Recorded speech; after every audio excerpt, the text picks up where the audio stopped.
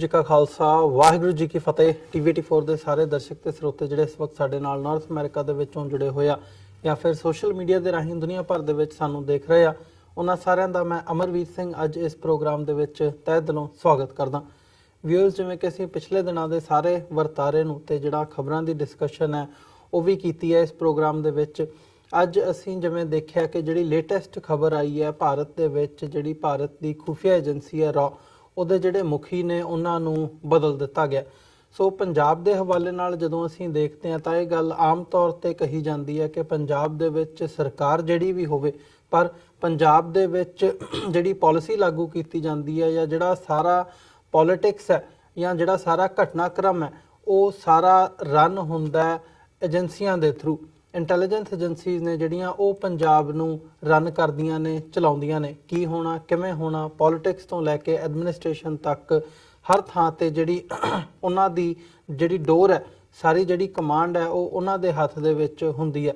ਪਿਛਲੇ ਦਿਨਾਂ ਦੇ ਵਿੱਚ ਜਦੋਂ ਦਾ ਇਹ ਡੇਰਾ ਸਿਰਸਾ ਦੇ ਜਿਹੜੇ ਇੱਕ ਅਹਿਮ ਉਹਨਾਂ ਦੇ ਬੰਦੇ ਬਿੱਟੂ, ਉਹਨਾਂ ਦੀ ਮੌਤ ਤੋਂ ਬਾਅਦ ਖਾਸ ਤੌਰ ਤੇ ਜਿਹੜਾ ਇਹ ਸਾਰਾ ਘਟਨਾਕ੍ਰਮ ਸਾਡੇ ਸਾਹਮਣੇ ਆਇਆ। ਸੋ ਇੱਕ ਵਾਰ ਫਿਰ ਜਿਹੜੀ ਡੇਰਾ ਸਿਰਸਾ ਤੇ ਸਿੱਖ ਕੌਮ ਜਿਹੜੀ ਹੈ ਉਹ ਆਮੋ ਸਾਹਮਣੇ ਜਿਹੜੀ ਖਲੋਣ ਦੀ ਲਾਈਨ ਹੈ ਉਹ ਦੇਖਣ ਨੂੰ ਮਿਲੀ ਹੈ। ਇਹਦੇ ਵਿੱਚ ਡੇਰਾ ਸਿਰਸਾ ਦੇ ਮੁਖੀ ਨੂੰ ਪੈਰੋਲ ਦੇਣ ਦੀ ਗੱਲ ਹੋਵੇ ਜਾਂ ਓਵਰਆਲ ਅਸੀਂ ਦੇਖ ਰਹੇ ਹਾਂ ਉਹਨਾਂ ਡੇਰਾ ਸਿਰਸਾ ਦੇ ਜਿਹੜੇ ਸਮਰਥਕ ਨੇ ਉਹਨਾਂ ਦਾ ਇਕੱਠ ਹੋਣਾ ਪੰਜਾਬ ਦੇ ਵਿੱਚ, ਡਿਮਾਂਡਸ ਕਰਨੀਆਂ, ਤੇ ਫਿਰ ਸੋਸ਼ਲ ਮੀਡੀਆ ਤੇ ਖਾਸ ਤੌਰ ਤੇ ਸਿੱਖਾਂ ਦਾ, ਸਿੱਖ ਕੌਮ ਦਾ, ਸਿੱਖ ਕਕਾਰਾਂ ਦਾ ਕਿਤੇ ਨਾ ਕਿਤੇ ਮਜ਼ਾਕ ਬਣਾਏ ਜਾਣ ਦੀ ਜਿਹੜੀ ਗੱਲ ਹੈ ਉਹ ਵੀ ਸਾਡੇ ਸਾਹਮਣੇ ਆ ਰਹੀ ਹੈ। ਸੋ ਇੱਕ ਸਵਾਲ ਇਸ ਸਾਰੇ ਘਟਨਾਕ੍ਰਮ ਦੇ ਵਿੱਚੋਂ ਉੱਭਰਦਾ, ਉੱਠਦਾ ਸਾਡੇ ਮਨਾਂ ਦੇ ਵਿੱਚ ਕਿ ਕੀ ਪੰਜਾਬ ਦੇ ਵਿੱਚ ਇਸ ਵਕਤ ਚੱਲ ਕੀ ਰਿਹਾ ਹੈ? ਕੀ ਕਿਤੇ ਇਹ ਆਉਣ ਵਾਲੇ ਸਮੇਂ ਦੇ ਲਈ ਕੋਈ ਖਤਰੇ ਦੀ ਘੰਟੀ ਤਾਂ ਨਹੀਂ? ਜਿਹੜੀ ਏਜੰਸੀਆਂ ਨੇ, ਖੁਫੀਆ ਏਜੰਸੀਆਂ ਨੇ, ਉਹ ਪੰਜਾਬ ਦੇ ਵਿੱਚ ਕੀ ਕਰਨ ਦੀ ਤਾਕ ਦੇ ਵਿੱਚ ਨੇ ਜਾਂ ਕੀ ਕਰ ਸਕਦੀਆਂ ਨੇ ਆਉਣ ਵਾਲੇ ਸਮੇਂ ਦੇ ਵਿੱਚ? ਇਸ ਬਾਬਤ ਅਸੀਂ ਅੱਜ ਜਿਹੜੀ ਇਹ ਸਾਰੀ ਗੱਲਬਾਤ ਹੈ ਉਹ ਕਰਾਂਗੇ। ਤੇ ਅੱਜ ਇਸ ਵਿਚਾਰ ਚਰਚਾ ਦੇ ਲਈ ਸਾਡੇ ਨਾਲ ਅੰਮ੍ਰਿਤਸਰ ਤੋਂ ਸਰਦਾਰ ਸਰਬਜੀਤ ਸਿੰਘ ਘੁਮਾਣ, ਜਿਹੜੇ ਕਿ ਦਲ ਖਾਲਸਾ ਦੇ ਸੀਨੀਅਰ ਆਗੂ ਨੇ ਤੇ ਓਵਰਆਲ ਐਨਾਲਿਸਟ ਨੇ, ਪੋਲੀਟੀਕਲ ਐਨਾਲਿਸਟ ਨੇ। ਇਹਨਾਂ ਨਾਲ ਅਸੀਂ ਅੱਜ ਦੀ ਵਿਚਾਰ ਚਰਚਾ ਦੀ ਸ਼ੁਰੂਆਤ ਕਰਦੇ ਹਾਂ। ਘੁਮਾਣ ਸਾਹਿਬ, ਤੁਹਾਡਾ ਸਵਾਗਤ ਹੈ ਜੀ। ਵਾਹਿਗੁਰੂ ਜੀ ਕਾ ਖਾਲਸਾ, ਵਾਹਿਗੁਰੂ ਜੀ ਕੀ ਫਤਿਹ। ਵਾਹਿਗੁਰੂ ਜੀ ਕਾ ਖਾਲਸਾ, ਵਾਹਿਗੁਰੂ ਜੀ ਕੀ ਫਤਿਹ ਜੀ। ਘੁਮਾਣ ਸਾਹਿਬ, ਸ਼ੁਰੂਆਤ ਕਰਾਂ ਮੈਂ ਪਿਛਲੇ ਸਾਰੇ ਦਿਨਾਂ ਦੇ ਜਿਹੜੇ ਘਟਨਾਕ੍ਰਮ ਨੇ, ਸਾਨੂੰ ਅਸੀਂ ਦੇਖਿਆ ਸਾਰਾ ਜਿਹੜਾ ਘਟਨਾਕ੍ਰਮ ਜਿਵੇਂ ਜਿਸ ਹਿਸਾਬ ਨਾਲ ਅਨਫੋਲਡ ਹੋਇਆ, ਤੇ ਅੱਜ ਨਵੇਂ ਰॉ ਦੇ ਜਿਹੜੇ ਮੁਖੀ ਨੇ ਮਿਸਟਰ ਗੋਇਲ, ਉਹਨਾਂ ਨੂੰ ਅਹੁਦਾ ਜਿਹੜਾ ਹੈ ਉਹ ਥਾਪਿਆ ਗਿਆ। ਉਹਨਾਂ ਦਾ ਪਿਛੋਕੜ ਹਾਲਾਂਕਿ ਪੰਜਾਬ ਦੇ ਨਾਲ ਹੈ, ਪਰ ਕੀ ਸਮਝਦੇ ਹੋ ਕਿ ਇਹ ਜਿਹੜਾ ਸਾਰਾ ਘਟਨਾਕ੍ਰਮ ਹੈ ਕਿਤੇ ਨਾ ਕਿਤੇ ਸਿੱਖਾਂ ਨੂੰ ਡੇਰਾ ਸਮਰਥਕਾਂ ਦੇ ਖਿਲਾਫ ਵਾਪਸ ਭਿੜਾਉਣ ਦੀ ਲਾਈਨ ਦੇਖੀ ਜਾ ਸਕਦੀ ਹੈ ਜਾਂ ਡੇਰੇ ਨੂੰ ਪੰਜਾਬ ਦੇ ਵਿੱਚ ਮੁੜ ਸਥਾਪਿਤ ਕਰਨ ਦੀ ਲਾਈਨ ਦੇਖੀ ਜਾ ਰਹੀ ਹੈ? ਕਿਵੇਂ ਦੇਖਦੇ ਹੋ ਇਹ ਸਾਰੀਆਂ ਡਿਵੈਲਪਮੈਂਟਸ ਨੂੰ? ਮੈਂ ਤਾਂ ਮੋਟੇ ਤੌਰ ਦੇ ਉੱਤੇ ਹੀ ਇਸ ਗੱਲ ਦੇ ਉੱਤੇ ਮੇਰਾ ਹੈਗਾ ਵੀ ਸਿੱਖਾਂ ਨੂੰ ਡਰਾ ਦੇਣ ਦੇ ਲਈ, ਸਿੱਖਾਂ ਦੇ ਮਨਾਂ ਵਿੱਚ ਪੱਕੇ ਤੌਰ ਤੇ ਦਹਿਸ਼ਤ ਪਾ ਕੇ ਢੱਕ ਕੇ ਖੂੰਜੇ ਲਾ ਦੇਣ ਦੇ ਲਈ ਪਿਛਲੇ 70 ਸਾਲ ਤੋਂ ਜਿਹੜੇ ਯਤਨ ਚੱਲ ਰਹੇ ਨੇ ਹਿੰਦੂ ਸਾਮਰਾਜ ਦੇ, ਉਹਨਾਂ ਯਤਨਾਂ ਦੇ ਤਹਿਤ ਹਰ ਰੋਜ਼ ਨਵੇਂ ਤੋਂ ਨਵਾਂ ਕੋਈ ਜਿਹੜਾ ਹੈਗਾ ਉਹ ਪਲਾਨ ਉਹ ਸਾਹਮਣੇ ਆਉਂਦਾ ਜੀ। ਉਹ ਜਿਹੜੇ ਯਤਨ ਨੇ ਵੀ ਸਿੱਖਾਂ ਨੂੰ ਨੀਵਾਂ ਪਾਉਣਾ, ਸਿੱਖਾਂ ਨੂੰ ਜਲੀਲ ਕਰਨਾ, ਹੇਠੀ ਕਰਨੀ, ਤੇ ਜਿਹੜੇ ਸਿੱਖਾਂ ਦੇ ਉਲਟ ਚੱਲ ਰਹੇ ਵਰਤਾਰੇ ਨੇ, ਸਿੱਖਾਂ ਦੇ ਉਲਟ ਭੁਗਤ ਰਹੇ ਵਿਅਕਤੀ ਨੇ ਜਾਂ ਜਥੇਬੰਦੀਆਂ ਨੇ, ਉਹਨਾਂ ਦੀ ਚੜ੍ਹਤ ਬਣਾਉਣੀ ਹੈ ਜਿਹੜੀ, ਉਹਦੇ ਤਹਿਤ ਭਾਰਤੀ ਖੁਫੀਆ ਏਜੰਸੀਆਂ ਦਾ ਜਿਹੜਾ ਨੈਟਵਰਕ ਆ, 35 ਸਿੱਖ ਜਿਹੜਾ ਨੈਟਵਰਕ ਆ, ਉਹ ਜਿਵੇਂ ਲਗਾਤਾਰ ਪਿਛਲੇ ਸਮਿਆਂ ਤੋਂ ਯਤਨਸ਼ੀਲ ਆ, ਉਸੇ ਤਰੀਕੇ ਦੇ ਵਿੱਚ ਇਹ ਸਾਰੇ ਜਿਹੜੇ ਹੁਣ ਵਰਤਾਰੇ ਵਾਪਰ ਰਹੇ ਨੇ ਤੇ ਉਹ ਆ ਰਹੇ ਨੇ। ਪਰ ਜਿਵੇਂ ਕਹਿੰਦੇ ਆ ਵੀ ਕਿਸੇ ਵੇਲੇ ਕੋਈ ਗੱਲ ਨੂੰ ਮਨੁੱਖ ਕਈ ਵਾਰੀ ਜਾਂ ਕੋਈ ਭਾਈਚਾਰਾ ਜ਼ਿਆਦਾ ਤਵੱਜੋ ਨਹੀਂ ਦਿੰਦਾ, ਤੇ ਹੁਣ ਉਹ ਇੰਨਾ ਪੀਕ ਤੇ ਚਲੇ ਗਏ ਨੇ ਜਿਹੜੇ ਉਹ ਵਰਤਾਰੇ, ਉਹ ਘਟਨਾਕ੍ਰਮ ਨੇ, ਤੇ ਹੁਣ ਕੋਈ ਵੀ ਚੀਜ਼ ਅਣਚੋਹੀ ਨਹੀਂ ਜਾਂਦੀ ਤੇ ਸਾਡੀ ਚੇਤਨਾ ਜਿਹੜੀ ਆ ਉਹ ਵੀ ਹੁਣ ਨਿੱਕੀ ਨਿੱਕੀ ਗੱਲ ਨੂੰ ਫੜਨ ਲੱਗ ਪਈ ਹੈ। ਤੇ ਗੁਲਾਮੀ ਦਾ ਅਹਿਸਾਸ ਜਿਹਨੂੰ ਆਪਾਂ ਕਹਿੰਦੇ ਆ, ਉਹ ਹੁਣ ਦਿਨੋਂ ਦਿਨ ਸਿੱਖ ਮਨ ਦੇ ਵਿੱਚ ਦਿਨੋਂ ਦਿਨ ਡੂੰਘਾ ਹੁੰਦਾ ਜਾ ਰਿਹਾ। ਨਿੱਕੀ ਜਿਹੀ ਵੀ ਗੱਲ ਉਹਨੂੰ ਜਦੀ ਚੇਤਾ ਆ ਜਾਂਦਾ ਹੈਗਾ ਕਿ ਮੈਂ ਗੁਲਾਮ ਆ, ਇਸ ਕਰਕੇ ਮੇਰੇ ਨਾਲ ਇਹ ਕੁਝ ਹੋ ਰਿਹਾ। ਉਹ ਜਿਹੜਾ ਨਵਾਂ, ਜਿਵੇਂ ਅੱਜ ਆਪਾਂ ਗੱਲ ਕੀਤੀ ਆ ਕਿ ਸੁਮੰਤ ਗੋਇਲ ਜਿਹੜਾ ਪੰਜਾਬ ਕੇਡਰ ਦਾ ਹੀ ਅਫਸਰ ਆ, ਤੇ ਇੱਥੇ ਉਹਨੇ ਬੜੇ ਕਾਮਯਾਬ ਭਾਰਤੀ ਨਜ਼ਰੀਏ ਤੋਂ ਕਾਮਯਾਬ ਆਪਰੇਸ਼ਨ ਜਿਹੜੇ ਆ ਕੀਤੇ ਨੇ। ਤੇ ਜਿਹੜੇ ਖਾਲਿਸਤਾਨੀ ਖਾੜਕੂ ਜੱਦੋਜਹਿਦ ਦੇ ਮੌਕੇ ਚੋਟੀ ਦੇ ਜਰਨੈਲ ਰਹੇ ਨੇ ਭਾਈ ਕੁਲਵੰਤ ਸਿੰਘ ਬੱਬਰ ਖਾਲਸਾ ਦੇ, ਉਹਨਾਂ ਦੇ ਮਾਮਲੇ ਵਿੱਚ ਤੇ ਹੋਰ ਕਈ ਇਹੋ ਜਿਹੇ ਆਪਰੇਸ਼ਨ ਜਿਹੜੇ ਆ ਸਿੱਧੇ ਤੌਰ ਦੇ ਉੱਤੇ ਸੁਮੰਤ ਗੋਇਲ ਉਸ ਚੀਜ਼ ਦੇ ਨਾਲ ਮਤਲਬ ਜੁੜੇ ਹੋਏ ਨੇ। ਤਾਂ ਸਿੱਖ ਸੰਘਰਸ਼ ਦੇ ਦਿਨਾਂ ਤੋਂ ਹੀ ਅਸੀਂ ਇਸ ਚੀਜ਼ ਨੂੰ ਚੰਗੀ ਤਰ੍ਹਾਂ ਉਦੋਂ ਵੀ ਅਸੀਂ ਜਾਣਦੇ ਕਰਦੇ ਸੀਗੇ ਕਿ ਕਿਹੜੇ ਕਿਵੇਂ ਚੱਲਦੇ ਆ ਕੰਮ। ਸੁਮੰਤ ਗੋਇਲ ਜਿਹੜਾ ਹੈਗਾ ਪੰਜਾਬ ਡੈਸਕ ਦੇ ਉੱਤੇ ਜਦੋਂ ਕੰਮ ਕਰਦੇ ਆ ਜਾਂ ਹੁਣ ਉਹ ਵੱਡੇ ਉਹਦੇ ਤੇ ਜਾ ਕੇ ਤਾਂ ਜਿਹੜਾ ਕੁਝ ਪਹਿਲਾਂ ਚੱਲਦਾ ਸੀਗਾ ਉਹਨੂੰ ਹੋਰ ਜ਼ਿਆਦਾ ਤਰੀਕੇ ਨਾਲ, ਕਿਉਂਕਿ ਆਪਾਂ ਅਜੀਤ ਡੋਭਾਲ ਦੀ ਗੱਲ ਸਾਰੇ ਜਾਣਦੇ ਹਾਂ ਕਿ ਕਿਵੇਂ 1988 ਦੇ ਮੌਕੇ ਆਪਰੇਸ਼ਨ ਬਲੈਕ ਥੰਡਰ ਜਿਹੜਾ ਇੰਡੀਅਨ ਸਟੇਟ ਨੇ ਇੱਥੇ ਲਾਗੂ ਕੀਤਾ ਸੀਗਾ ਸਿੱਖਾਂ ਦੀ ਸੰਘਰਸ਼ ਦੀ ਹੇਠੀ ਕਰਨ ਦੇ ਲਈ। ਉੱਦਾਂ ਦੇ ਬਹੁਤ ਸਾਰੇ ਆਪਰੇਸ਼ਨ ਜਿਹੜੇ ਨੇ ਅੱਗੇ ਪਿੱਛੋਂ ਵੀ ਚੱਲਦੇ ਰਹਿੰਦੇ ਨੇ। ਹੁਣ ਉਹ ਜਿਹੜੇ ਨੇ ਕਿਉਂਕਿ ਹੁਣ ਪੰਜਾਬ ਕੇਂਦਰ ਦਾ ਅਫਸਰ ਉੱਪਰ ਚਲੇ ਗਿਆ ਹੈਗਾ, ਜ਼ਿਆਦਾ ਜਿਹੜਾ ਖਤਰੇ ਵਾਲੀ ਗੱਲ ਆ ਉਹ ਸਿੱਖਾਂ ਲਈ ਬਣ ਗਈ ਜੀ। ਤੇ ਇਹਦੇ ਵਿੱਚ ਇਸ ਸਾਰੇ ਵਰਤਾਰੇ ਨੂੰ ਤੁਸੀਂ ਕਿਵੇਂ ਦੇਖਦੇ ਹੋ ਜਿਹੜਾ ਇਹ ਪਿਛਲੇ ਦਿਨਾਂ ਦੇ ਵਿੱਚ ਵਾਪਰਿਆ, ਖਾਸ ਤੌਰ ਤੇ ਕੈਪਟਨ ਅਮਰਿੰਦਰ ਸਿੰਘ ਦਾ? ਕੀ ਇਹ ਗੱਲ ਮੰਨੀ ਜਾ ਸਕਦੀ ਹੈ ਵੀ ਜਿਸ ਹਿਸਾਬ ਨਾਲ ਕੈਪਟਨ ਅਮਰਿੰਦਰ ਸਿੰਘ ਦੀ ਬਿਆਨਬਾਜ਼ੀ ਹੈ, ਖਾਸ ਤੌਰ ਤੇ ਬਾਹਰਲੇ ਸਿੱਖਾਂ ਦੇ ਖਿਲਾਫ ਵੀ, ਜਿਵੇਂ ਉਹਨਾਂ ਨੇ ਕੈਨੇਡਾ ਦੇ ਖਿਲਾਫ ਉਹ ਕੀਤੀ ਹੈ ਕਿ ਕੈਨੇਡਾ ਦੇ ਵਿੱਚ ਜਿਹੜੀਆਂ ਭਾਰਤ ਵਿਰੋਧੀ ਗਤੀਵਿਧੀਆਂ ਨੇ ਉਹਨਾਂ ਤੇ ਠੱਲ ਪਾਉਣ ਲਈ ਦਬਾਅ ਬਣਾਇਆ ਜਾਵੇ, ਈਵਨ ਯੂਨਾਈਟਿਡ ਨੇਸ਼ਨਸ ਤੱਕ ਜਿਹੜਾ ਮਾਮਲਾ ਹੈ ਉਹ ਲੈ ਕੇ ਜਾਣ ਦੀ ਗੱਲ ਜਿਹੜੀ ਹੈ ਮੋਦੀ ਸਰਕਾਰ ਨੂੰ ਕੇਂਦਰ ਦੇ ਵਿੱਚ ਉਹਨਾਂ ਨੂੰ ਅਪੀਲ ਕੀਤੀ ਹੈ। ਸੋ ਕਿਤੇ ਨਾ ਕਿਤੇ ਇਹ ਜਿਹੜੀ ਸਾਰੀ ਕੜੀ ਹੈ ਇਹ ਜੁੜਦੀ ਨਜ਼ਰ ਆਉਂਦੀ ਹੈ। ਬਿਲਕੁਲ ਜੀ, ਦੇਖੋ ਕਈ ਪਰਤਾਂ ਨੇ ਹਰ ਜਿਹੜਾ ਇਹ ਸਾਰਾ ਕੁਛ ਆ। ਇੱਕ ਤਾਂ ਹੈਗਾ ਗਰਾਊਂਡ ਲੈਵਲ ਦੇ ਉੱਤੇ ਜਿਵੇਂ ਸਿੱਖਾਂ ਨੂੰ ਜਿਹੜਾ ਜਲੀਲ ਕਰਕੇ ਜਾਂ ਉਹਨਾਂ ਦੀ ਹੇਠੀ ਕਰਕੇ ਉਹਨਾਂ ਨੂੰ ਡਰਾ ਦੇਣ ਦਾ ਪ੍ਰੋਜੈਕਟ। ਪੰਜਾਬ ਵਿੱਚ ਜਾਂ ਭਾਰਤ ਵਿੱਚ ਹਰੇਕ ਸਿੱਖ ਇਹ ਸਮਝੇ ਕਿ ਨਾ ਤਾਂ ਮੇਰੀ ਕੋਈ ਸੱਦ ਪੁੱਛ ਆ, ਨਾ ਮੇਰੀ ਕੋਈ ਗੱਲਬਾਤ ਆ, ਮੇਰਾ ਕੋਈ ਵਕਾਰ ਨਹੀਂ। ਜਦੋਂ ਕੌਮਾਂ ਨੂੰ ਜਾਂ ਭਾਈਚਾਰਿਆਂ ਨੂੰ ਜਾਂ ਕਿਸੇ ਆਮ ਮਨੁੱਖ ਨੂੰ ਵੀ ਲਗਾਤਾਰ ਇਹ ਅਹਿਸਾਸ ਕਰਾਇਆ ਜਾਵੇ ਤਾਂ ਉਹਦੀ ਸਮੁੱਚੀ ਜਿਹੜੀ ਮਨੁੱਖੀ ਚੇਤਨਾ ਹੁੰਦੀ ਆ ਉਹਦੇ ਤੇ ਬਹੁਤ ਨਕਾਰਾਤਮਕ ਪ੍ਰਭਾਵ ਪੈਂਦੇ ਹੁੰਦੇ ਆ। ਜਿਹੜਾ ਉਸ ਦੇ ਪ੍ਰਭਾਵ ਹੁੰਦੇ ਨੇ ਉਹ ਉਹਦੇ ਸਾਰੇ ਕਾਸੇ ਨੂੰ ਬੁਰੀ ਤਰ੍ਹਾਂ ਪ੍ਰਭਾਵਿਤ ਕਰਦੇ ਆ। ਇੱਕ ਤਾਂ ਇਹ ਪ੍ਰੋਜੈਕਟ ਜਿਹੜਾ ਹੇਠਲੇ ਲੈਵਲ ਤੇ ਚੱਲ ਰਿਹਾ ਜਿਹਦੇ ਵਿੱਚ ਬੜੀਆਂ ਨਿੱਕੀਆਂ ਵੱਡੀਆਂ ਘਟਨਾਵਾਂ ਹਰ ਰੋਜ਼ ਸਾਡੇ ਸਾਹਮਣੇ ਆਉਂਦੀਆਂ ਨੇ, ਜਿਹਦੇ ਵਿੱਚ ਸਿੱਖੀ ਦਾ, ਸਿੱਖ ਸਿਧਾਂਤਾਂ ਦਾ, ਸਿੱਖ ਵਿਚਾਰਧਾਰਾ ਦਾ, ਸਿੱਖ ਇਤਿਹਾਸ ਦਾ ਜਿਹੜਾ ਰੱਜ ਕੇ ਉਹ ਕਾਣ ਕਰਦੇ ਆ। ਉਹ ਜਿਹੜਾ ਦੂਸਰੇ ਪੱਧਰ ਦੇ ਉੱਤੇ ਹੈਗਾ ਵੀ ਜਦੋਂ ਸਿੱਖ ਇਹ ਸਾਰੇ ਕਾਸੇ ਦੇ ਲਈ, ਮੈਂ ਹੁਣ ਜਿਵੇਂ ਅਸੀਂ ਵੀ ਜਦੋਂ ਇੱਕ ਟਰਮੀਨੋਲੋਜੀ ਦੀ ਮੈਂ ਗੱਲ ਕਰਦਾ, ਜਿਵੇਂ ਸਾਡੇ ਹੁਣ ਮੂੰਹ ਅੱਖਰ ਜਿਹੜਾ ਪਾ ਦਿੱਤਾ ਗਿਆ ਵੀ ਭਾਰਤ ਵਿਰੋਧੀ ਸੰਗਠਨ ਜਾਂ ਭਾਰਤ ਵਿਰੋਧੀ ਜਿਹੜੇ ਵਿਅਕਤੀ ਹੈ ਨਾ, ਜਿਵੇਂ ਅਸੀਂ ਵੀ ਗੱਲ ਕਰਦੇ ਵਕਤ ਸ਼ਬਦ ਵਰਤ ਲੈਂਦੇ ਤੇ ਬਾਹਰ ਜਾਂ ਭਾਰਤ ਵਿੱਚ ਜਿਹੜੇ ਭਾਰਤ ਵਿਰੋਧੀ ਵਿਅਕਤੀ ਕੰਮ ਕਰਦੇ, ਅਸਲ ਵਿੱਚ ਉਹ ਸਾਰੇ ਦੇ ਸਾਰੇ ਸਿੱਖੀ ਅਤੇ ਸਿੱਖਾਂ ਦੇ ਹਮਾਇਤੀ ਲੋਕ ਨੇ। ਭਾਰਤ ਦੇ ਵਿਰੋਧੀ ਨਾਲੋਂ ਅੱਖਰ ਉਹਨਾਂ ਲਈ ਹੈਗਾ ਵੀ ਉਹ ਪੰਥ ਪ੍ਰਸਤ ਲੋਕ ਨੇ। ਉਹ ਪੰਥ ਦੀ ਚੜ੍ਹਦੀ ਕਲਾ ਲਈ, ਪੰਜਾਬ ਦੀ ਚੜ੍ਹਦੀ ਕਲਾ ਲਈ, ਪੰਥ ਅਤੇ ਪੰਜਾਬ ਦੇ ਖਿਲਾਫ ਚੱਲਣ ਵਾਲੇ ਵਰਤਾਰਿਆਂ ਦੇ ਲਈ ਜਦੋਂ ਉਹ ਚਿੰਤਤ ਹੁੰਦੇ ਆ ਤਾਂ ਇੰਡੀਅਨ ਮੀਡੀਆ, ਭਾਰਤੀ ਐਸਟੈਬਲਿਸ਼ਮੈਂਟ ਜਾਣ ਬੁੱਝ ਕੇ ਮਕਾਰੀ ਦੇ ਨਾਲ ਉਹਨਾਂ ਨੂੰ ਇਸ ਤਰ੍ਹਾਂ ਦੇ ਮਾੜੇ ਲਫ਼ਜ਼ਾਂ ਨਾਲ ਦੁਨੀਆ 'ਚ ਵੀ ਉਹ ਐਂਟੀ ਇੰਡੀਅਨ ਦੇ, ਕਿਉਂਕਿ ਹਰੇਕ ਇੰਡੀਅਨ ਨੂੰ ਉਹਨਾਂ ਦੇ ਖਿਲਾਫ ਭੁਗਤਾਉਣਾ ਸੌਖਾ ਹੋ ਜਾਂਦਾ। ਸੋ ਇਸ ਕਰਕੇ ਇਹ ਗੱਲ ਜਿਹੜੀ ਹੈਗੀ ਆ ਇੱਕ ਵੀ ਮੀਡੀਆ ਰਾਹੀਂ ਜਿਹੜੀ ਇੱਕ ਪੂਰੀ ਦੀ ਪੂਰੀ ਕਿਤਾਬ ਜਿਹੜੀ ਆ ਸਾਡੇ ਮਾਣਯੋਗ ਪੱਤਰਕਾਰ ਸਰਦਾਰ ਜਸਪਾਲ ਸਿੰਘ ਸਿੱਧੂ ਦੀ ਆਈ ਹੈ ਜਿਹੜੀ 1983 ਦੀ ਪੱਤਰਕਾਰੀ, ਉਹਦੇ ਵਿੱਚ ਵੀ ਇਹੀ ਸਾਰਾ ਕੁਝ ਦੱਸਿਆ ਗਿਆ ਕਿ ਕਿਵੇਂ ਸ਼ਬਦਾਵਲੀ ਘੜ ਕੇ ਜਿਹੜਾ ਸੀਗਾ ਸਿੱਖਾਂ ਦਾ ਜਿਹੜਾ ਜੈਨੋਸਾਈਡ ਦਾ ਪ੍ਰੋਜੈਕਟ ਆ ਉਹਦੇ 'ਚ ਕਿਵੇਂ ਸਿੱਖ ਟਰਮੀਨੋਲੋਜੀ ਨਵੀਂ ਘੜ ਕੇ ਸਿੱਖਾਂ ਲਈ ਕਿਵੇਂ ਉਹਨੂੰ ਵਰਤਿਆ ਗਿਆ। ਉਵੇਂ ਹੀ ਹੁਣ ਜਿਹੜੀ ਸਿੱਖੀ ਜਿਹੜਾ ਕੈਪਟਨ ਅਮਰਿੰਦਰ ਸਿੰਘ ਵੱਲੋਂ ਜਿਹੜਾ ਕੁਝ ਲਿਖਿਆ ਬੋਲਿਆ ਜਾ ਰਿਹਾ, ਤੁਸੀਂ ਉਹਦੀ ਜਿਹੜੀ ਅੰਦਰ ਦੀ ਡੈਪਥ ਆ ਉਹਨੂੰ, ਉਹਦੇ ਟਰਮੀਨੋਲੋਜੀ ਨੂੰ ਦੇਖੋ ਤੁਸੀਂ। ਉਹ ਜਿਹਨੂੰ ਖਾਲਿਸਤਾਨ ਅੱਖਰ ਹੈ, ਖਾਲਿਸਤਾਨ ਸਿੱਖ ਤਾਂ 1947 ਮੌਕੇ ਭਾਰਤ ਨਾਲ ਰਹਿਣ ਲਈ ਆ ਗਏ ਸੀ।